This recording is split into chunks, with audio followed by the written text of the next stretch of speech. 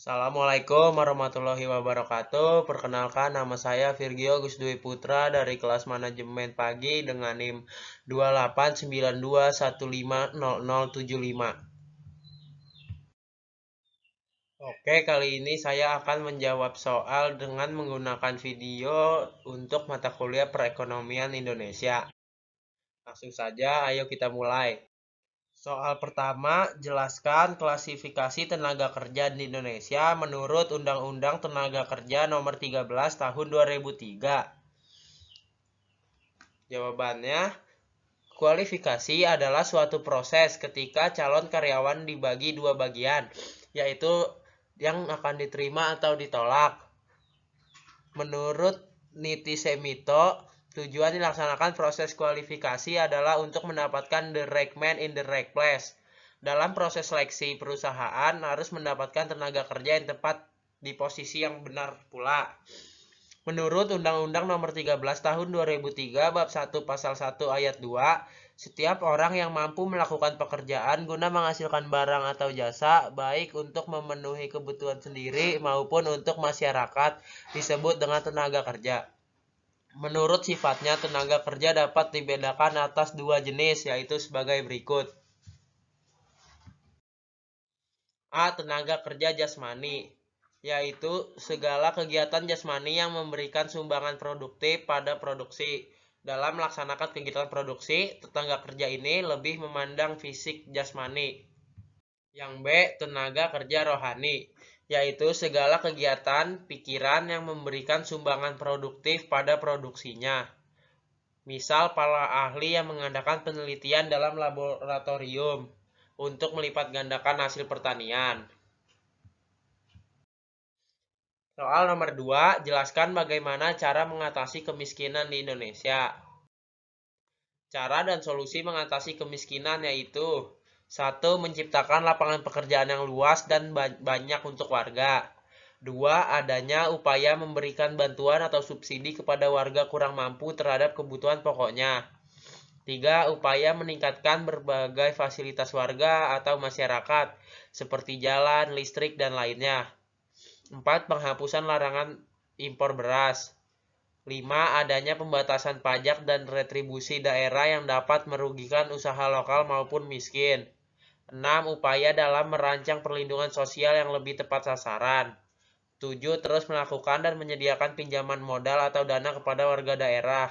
8. Mengupayakan mengurangi angka kematian ibu yang melahirkan.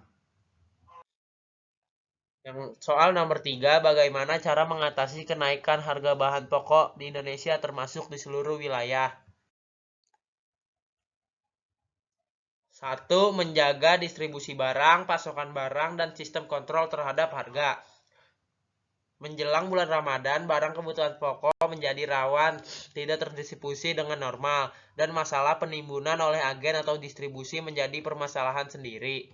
Dalam pasal 93 dan pasal 95, Undang-Undang Nomor 7 Tahun 2014 tentang perdagangan ditegaskan bahwa pemerintah dan pemerintah daerah harus berperan dalam mengendalikan ketersediaan, stabilisasi harga, dan distribusi barang, kebutuhan pokok atau barang penting.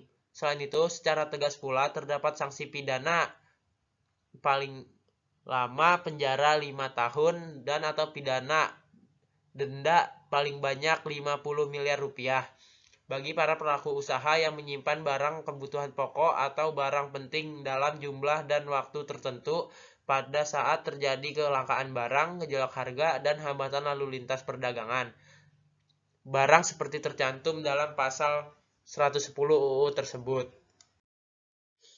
Yang kedua, menjaga efek kenaikan tarif dasar listrik atau TDL. Kenaikan TDL yang berlakukan mulai awal Mei 2014 dan awal Juli nanti sedikit banyak akan berefek pada industri. Hal ini tidak terelakkan ketika harga kebutuhan barang dari sisi produksi akan meningkat sehingga diperlukan peran pemerintah dalam menjaga agar dampak terhadap kenaikan kebutuhan pokok tidak terjadi. Yang ketiga, kebijakan moneter. Kebijakan Bank Sentral menjelang bulan Juli-Juni tahun 2014 penting dilakukan. Penerapan fasilitas diskonto di mana jumlah uang yang beredar diatur melalui penetapan tingkat bunga Bank Sentral pada bank umum perlu dilakukan.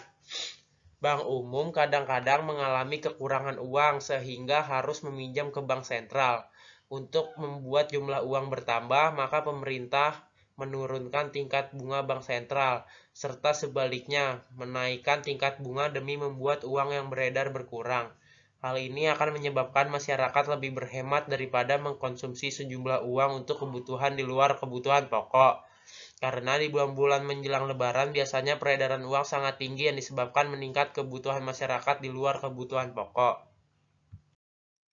Terima kasih. Mungkin itu saja yang dapat saya jawab dari soal-soal yang telah diberikan. Kurang lebihnya mohon maaf. Saya akhiri saja. Assalamualaikum warahmatullahi wabarakatuh.